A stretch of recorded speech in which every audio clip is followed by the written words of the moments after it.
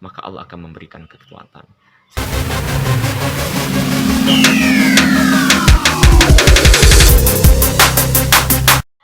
Assalamualaikum warahmatullahi wabarakatuh. Alhamdulillahirabbil alamin. Assalatu wassalamu ala Rasulillah. Saudaraku yang insya Allah dirahmati oleh Allah Subhanahu wa taala, pada kesempatan ini saya akan menyampaikan bagaimana cara menggunakan sabar dan sholat dalam menghadapi ujian berupa perintah, larangan, dan ujian dalam bentuk musibah yang datang dari Allah Subhanahu wa taala. Yang dengan sabar ini dan sholat, ujian-ujian itu akan menjadi jalan ampunan yang datang dari Allah, rahmat, pengakuan, bahkan menjadi jalan bagi Allah untuk memberikan jalan keluar terhadap musibah yang kita hadapi, walaupun secara logika manusia kita tidak akan mampu keluar darinya. Tapi kalau Allah berkehendak, Allah adalah zat sebaik-baik penolong. Cukup berkata, kum fayakum, maka jadilah. Saudaraku yang dirahmati oleh Allah Subhanahu wa taala, tentu hanya Allah lah yang mampu menolong kita dalam urusan kita, terutama menghadapi ujian, perintah, dan dalam menghadapi musibah yang datangnya dari Allah Subhanahu wa taala. Tanpa pertolongannya kita tidak mampu melaksanakan, menghadapi ujian-ujian tersebut. Saudaraku yang dirahmati oleh Allah Subhanahu wa taala. Lalu bagaimana cara menggunakan sabar dan sholat supaya bisa menjadi jalan ampunan, rahmat, pengakuan, dan jalan keluar terhadap musibah yang datangnya dari Allah Subhanahu wa taala. Sebagai orang yang beriman, Allah menyampaikan kepada kita bahwa ya ayyuhalladzina amanu sta'inu bis-sabri was-salah. Innallaha ma'as sabirin. Wahai orang-orang beriman, mintalah kepadaku dengan sabar dan sholat. Sesungguhnya Allah bersama orang-orang yang bersabar. Saudaraku yang dirahmati oleh Allah Subhanahu wa taala, bagaimana caranya? Pertama, kenali jenis ujian yang diberikan oleh Allah Subhanahu wa taala. Diagnosa. Kemudian yang gunakan sabar itu berdasarkan jenis ujiannya. Kemudian yang ketiga, sambil minta tolong melalui salat kita kepada Allah Subhanahu wa taala. Semoga kita diberikan kekuatan untuk mampu menghadapi ujian berupa perintah, larangan, bahkan menghadapi musibah yang diberikan oleh Allah Subhanahu wa taala. Kita ambil satu contoh, dua contoh, atau tiga contoh. Contoh pertama, menghadapi ujian berupa perintah. Biasa terkadang kita memvonis saudara kita bahwa kalau saya melihat kamu caramu merokok ya 3-4 bungkus per hari, mustahil, tidak masuk akal kamu mampu melaksanakan puasa di bulan suci ini.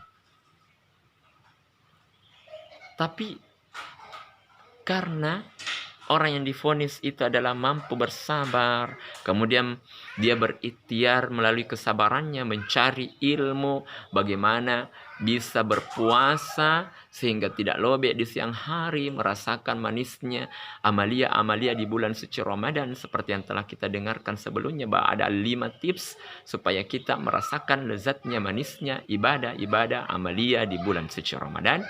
Kemudian dia minta tolong kepada Allah, ya Allah, saya ingin melaksanakan perintahmu. Maka Allah akan memberikan kekuatan. Sehingga terkadang ada orang yang sudah kita vonis bahwa impossible untuk melaksanakan suatu perintah. Seperti saudara kita yang perokok, tapi dia mampu melakukannya. Mustahil. Karena bahkan di luar bulan suci Ramadan, dia ingin menceraikan istrinya karena rokok. Lebih baik katanya dia ceraikan istrinya daripada rokoknya yang diceraikan. Tapi berkat kesabaran dan doa melalui salatnya, Allah memberikan kemampuan.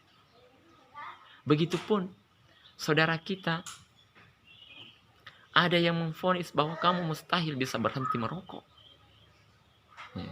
Tapi berkat kesabarannya, karena dia ingin mendapatkan pengakuan dari Allah Subhanahu wa taala sebagai orang yang beriman. Dia takut jangan sampai nanti di hadapan di pengadilan Allah Subhanahu wa taala saya mengaku beriman. Ya Allah, saya beriman di hadapanmu. Rabbana innana amanna. Ya Allah, sungguhnya saya telah beriman kepadamu. Tapi Allah mengatakan dalam surah Al-Baqarah, wa minan nasi may yaqulu amanna. Tapi apa kata Allah? Wa hum bimu'minin. Sebagian besar manusia mengaku beriman kepada manusia, tetapi apa kata Allah? Mereka tidak beriman. Kata buktinya Allah mengatakan, ya ayyuhalladzina amanu kulu min thayyibatim ma razaqnakum. Wahai orang beriman, makalah yang baik yang diberikan oleh Allah kepadamu. Jadi orang beriman itu beda kalau bukan orang beriman. Allah menggunakan kata ya ayyuhan nas kulu halalan thayyiba. Disuruh makan yang halal lagi baik. Tapi orang beriman hanya dipanggil untuk makan yang baik, karena sudah tentu orang beriman hanya mencari dan memakan makanan yang halal. Maka dia bersabar dengan perintah Allah itu. Dia menerima dengan ikhlas dan lapang dada dan mencari jalan keluar bagaimana caranya berhenti dari rokok. Sehingga dia akan mendapatkan pengakuan dari Allah sebagai orang beriman. Bahkan sahabat-sahabatnya akan mengaku, kamu mampu berhenti merokok, saya ini tidak bisa. Bahkan dia mampu mendapatkan pahala. Karena kata Allah Subhanahu wa taala, siapa yang mampu bersabar ya terhadap perintah Allah Subhanahu wa taala, dia akan mendapatkan 300 derajat dari Allah Subhanahu wa taala. 600 derajat. Siapa yang mampu bersabar terhadap larangan Allah Subhanahu wa taala, dia akan dikasih 900 derajat. Siapa yang mampu bersabar terhadap musibah, maka dia akan dikasih 300 derajat. Lebih tinggi pahalanya di sisi Allah Subhanahu wa taala orang yang mampu menjauhi larangan Allah Subhanahu wa taala. Saudaraku yang dirahmati oleh Allah Subhanahu wa taala. Seperti Nabi Muhammad sallallahu alaihi wasallam ketika diperintah oleh Allah Subhanahu wa taala untuk perang Badar, perang pertama. Ya. Impossible, mustahil dia bisa menang. Jumlah pasukan yang 300 melawan 1000 lebih. Secara logika matematika tidak bisa menang. Tapi karena dia bersabar, ini adalah perintah Allah. Melaksanakan perintah Allah itu ciri orang mukmin.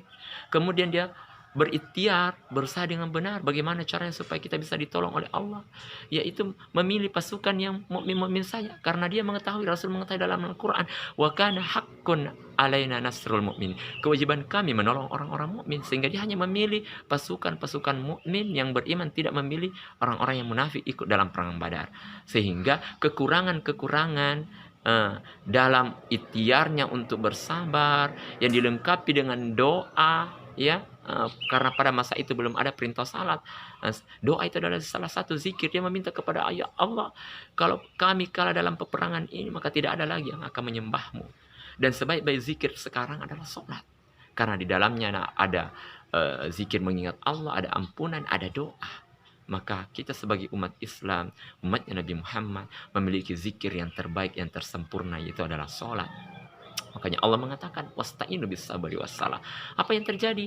Nabi Muhammad menang. Kekurangan pasukan, Allah yang mencukupinya. Itulah orang-orang yang bersabar dengan berikhtiar menyelesaikan masalahnya berdasarkan petunjuk Al-Quran dan Sunnah. Maka adapun kekurangannya, Allah yang akan menyempurnakannya. Saudaraku yang dirahmati oleh Allah Subhanahu wa taala, begitupun dalam menghadapi musibah. Maka ketika kita menggunakan sabar, ketika kita ditimpa musibah, yang pertama kita keluar dari lisan kita adalah inna lillahi wa inna ilaihi raji'un, menasihati diri kita bahwa ujian itu, bahwa kita ini adalah datangnya dari Allah dan akan kembali kepada Allah Subhanahu wa taala, sehingga membuat hati kita lapang, dada kita lapang, sehingga orang akan memberikan pengakuan bahwa wah, luar biasa saudaraku, dikasih ujian tapi dia tidak mengeluh, dia tidak marah-marah. Itulah orang-orang yang menasihati dirinya dengan kalimat istirja, sehingga mampu bersabar. Kemudian dia sholat kepada Allah untuk diberikan kekuatan untuk menghadapi musibahnya, sampai Allah memberikan jalan yang terbaik terhadap apa yang dihadapinya.